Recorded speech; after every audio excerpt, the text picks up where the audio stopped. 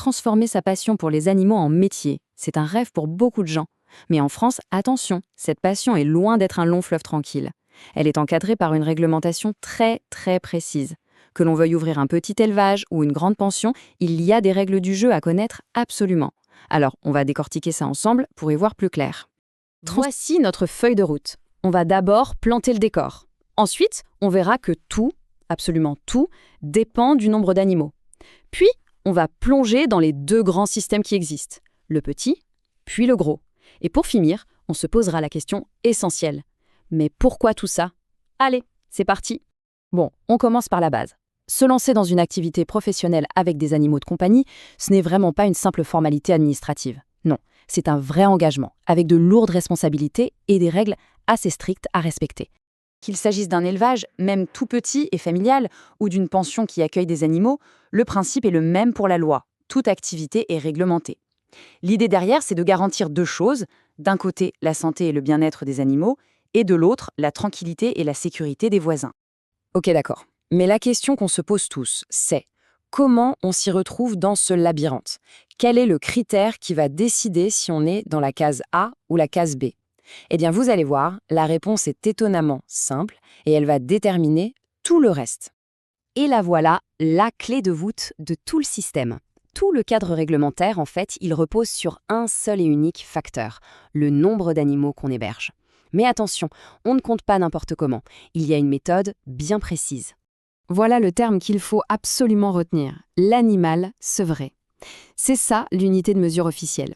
En gros, la loi ne s'intéresse pas aux tout jeunes chiots ou chatons qui sont encore avec leur mère. Non, elle ne compte que ceux qui sont devenus autonomes. Et cette notion de sevré est définie très clairement. Et c'est là qu'on trouve une distinction assez surprenante. Pour un chien, on considère qu'il est sevré à partir de 4 mois. Par contre, pour un chat, c'est 10 mois. C'est une grosse différence et c'est super important de le savoir pour faire le bon calcul et savoir dans quelle catégorie on tombe. Et le voilà, le chiffre magique. Du moins pour les chiens. Le chiffre 9. Retenez-le bien. Si une structure a 9 chiens sevrés ou moins, elle est dans une catégorie. Mais dès qu'elle en a 10, hop, elle bascule dans une autre, avec beaucoup plus de contraintes. C'est vraiment le seuil qui change toute la donne. Alors voyons cette première catégorie, celle des installations à plus petite échelle. Ces établissements dépendent de ce qu'on appelle le règlement sanitaire départemental, le fameux RSD. Alors qui est concerné exactement? Eh bien, comme on vient de le dire, les structures avec moins de 9 chiens sevrés. Et, point très important, la totalité des élevages de chats, peu importe leur nombre, tombe aussi dans cette catégorie. Les chats ont un statut un peu à part. Mais attention, petite échelle ne veut pas dire qu'il n'y a pas de règles, loin de là. Le RSS impose des choses assez sérieuses. Il faut respecter une distance de plus de 50 mètres avec les voisins, avoir un vétérinaire attitulé qui passe 1 ou 2 fois par an, tenir des registres très précis et même avoir un congélateur spécifique pour conserver les corps des animaux décédés. Et qui surveille que tout ça est bien respecté. Pour les établissements qui relèvent du RSD, l'autorité de contrôle, c'est le maire de la commune. C'est lui qui est responsable de faire appliquer ces règles d'hygiène et de bon voisinage. Allez, on passe au niveau supérieur. Dès qu'on franchit le seuil des 9 chiens, on entre dans un tout autre monde, celui des ICPE, les installations classées. Et là, croyez-moi, les choses se compliquent nettement. ICPE, qu'est-ce que ça veut dire ce sigle un peu barbare? Installation classée pour la protection de l'environnement. En fait, ça désignait toutes les activités qui peuvent présenter des risques ou des nuisances, que ce soit pour la nature, la santé des gens ou tout simplement le voisinage. Et qui dit changement de catégorie dit aussi changement de chef. Ici, ce n'est plus le maire qui contrôle, non, ce sont les services de l'État, via la DDCSPP, la Direction départementale de la protection des populations. On monte clairement d'un cran en termes de surveillance. Et ce monde des ICPE, il est lui-même divisé en 3 niveaux. C'est un peu comme une échelle de contraintes. Selon le nombre d'animaux, on va être soumis à un régime de déclaration, d'enregistrement ou d'autorisation. Et bien sûr, plus on monte les échelons, plus les obligations sont lourdes. Le premier niveau, le plus simple, c'est la déclaration. Ça concerne les établissements qui ont entre 10 et 50 chiens. Il faut monter un dossier et surtout respecter des règles nationales. Par exemple, être à plus de 100 mètres des habitations et avoir un plan pour gérer toutes les nuisances, le bruit, les odeurs, etc. On grimpe d'une marche avec l'enregistrement. Là, on parle des structures qui ont entre 51 et 250 chiens. On appelle ça une autorisation simplifiée. En gros, il faut prouver que son installation est nickel sur le plan de l'hygiène et de la sécurité. Les contrôles sont plus fréquents et le suivi vétérinaire est aussi plus poussé. Et enfin, on arrive au sommet de la pyramide, l'autorisation. Ça, c'est pour les très grosses structures, plus de 250 animaux.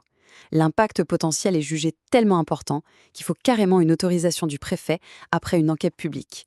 Et là, un point devient crucial, la gestion des effluents, c'est-à-dire les déjections et les eaux de nettoyage qui est contrôlée de très très près. Quand on met tout ça côte à côte, on voit très bien l'escalade des contraintes. Tout change en fonction du nombre de chiens. L'autorité de contrôle passe du maire à l'État. La distance à respecter avec les voisins double, de 50 à 100 mètres, le suivi vétérinaire se renforce et la gestion des déchets passe d'une obligation basique à des plans de gestion hyper stricts. C'est la preuve parfaite qu'on a un système à plusieurs vitesses. Bon, après avoir vu toute cette complexité, tous ces sigles, ces chiffres, la question qu'on peut légitimement se poser, c'est mais pourquoi? Quel est le but de tout cet arsenal réglementaire? En réalité, la réponse est assez simple. Tout ce système, il repose sur 3 grands piliers qui sont inséparables. Le premier, et le plus important, c'est le bien-être des animaux eux-mêmes. Le deuxième, c'est la protection de notre environnement. Et le troisième, c'est de garantir la tranquillité et la santé des voisins. Et au cœur de ces 3 piliers, il y en a un qui est vraiment la priorité absolue, le bien-être animal. Toute la loi est construite autour de cette idée qu'il faut respecter les 5 besoins fondamentaux de l'animal. Être en bonne santé, bien nourri, avoir un bon confort, se sentir en sécurité et pouvoir exprimer ses comportements naturels. On termine sur cette question. Face à la passion, à l'engagement des professionnels, est-ce que ce système de seuil, de dossier, de contrôle qui peut paraître très lourd, est-ce qu'il trouve le bon équilibre? L'équilibre entre permettre de vivre de sa passion et protéger en même temps les animaux, l'environnement et les riverains. C'est une question qui mérite d'être posée. Voilà.